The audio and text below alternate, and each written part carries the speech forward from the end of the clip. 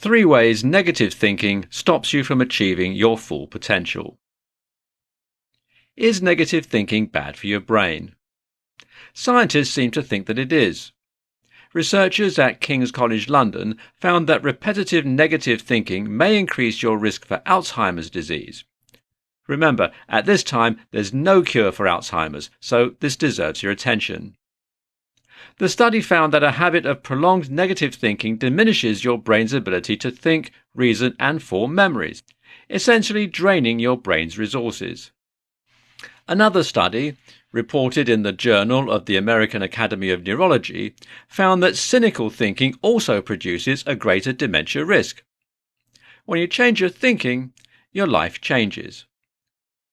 Remember, brains get good at what they do. Negative thoughts create channels in your brain. This way of thinking can become your default.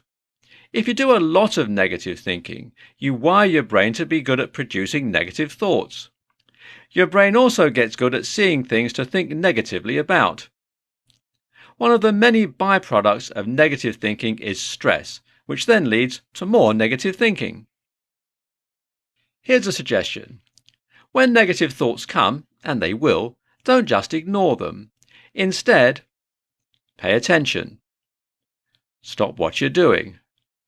Close your eyes if you need to. Replace the negative thought with a positive thought.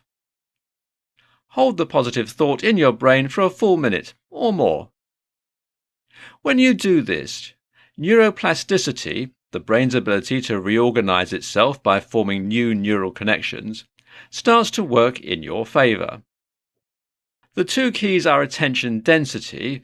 Now that's the amount of attention paid to a particular mental experience over a specific time, and holding the thought long enough for your brain to begin to create new channels. You become a sculptor of your own brain. How cool is that? Changing your habits of mind can change your life. A good book to read on self-directed neuroplasticity is You Are Not Your Brain by Jeffrey Schwartz. A surefire stress buster. Oh, and one more suggestion. Go for a whole week without complaining. Not even once. Log it.